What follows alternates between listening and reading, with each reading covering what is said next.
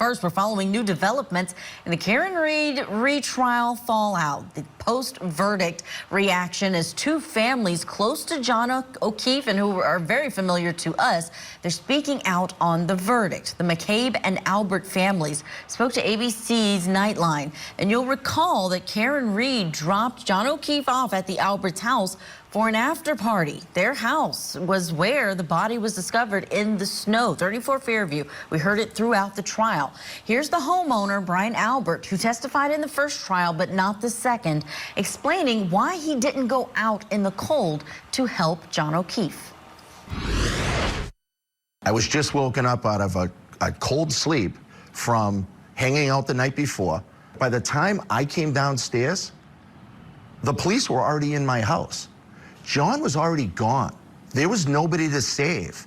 I would have taken a bullet for John O'Keefe because he was a fellow cop. That's the most ridiculous question that people always ask. It makes zero sense. What am I supposed to do? Run out front in my underwear and start running yellow tape around the fire hydrant? Albert also said that their families have been failed by the criminal justice system. His wife said that people should think twice about testifying as witnesses because they got no protection in this case. They also said the defense could have easily gotten their DNA from their dog, Chloe, but they didn't ask.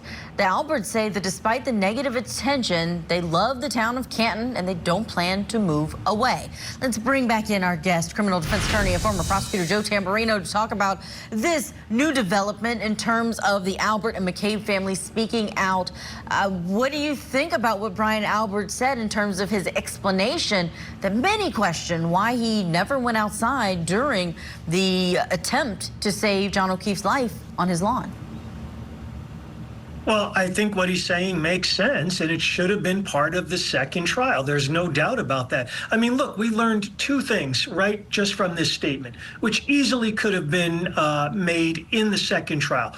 Number one is that by the time he woke up after a night of drinking, the body was already gone. The police were already at the scene. Number two is he also said the police were in his house. So that's one of the first times that, we're hearing that the police actually went into his house. This would rebut a lot of what the defense said, that the police never cared about anything and never went into the house. But, this all brings up the greater point of what's going to happen to victims and victims' families in the future. Will they have to do a media campaign, just like, Ms. Reed did in her case? She did a fabulous media campaign. There's no doubt about it. Are you going to have to rebut that in the future by victim and victim families also doing such a campaign? How do you think that's going to impact the way defense attorneys move forward in cases, especially in this area? Are they going to change up things in light of the Karen Reed retrial? Yes. If you, and I've been a defense attorney now for 35 years, 34 years. And so what'll happen is if you have a client who's got the financial resources to do a PR campaign, sure, you're going to consider doing that because, think about it. This had such a groundswell. It was the first time that I've ever seen that you would have so much anti-police animosity in a very upper middle class, mostly white community outside of a major city, Boston. I've never seen that before.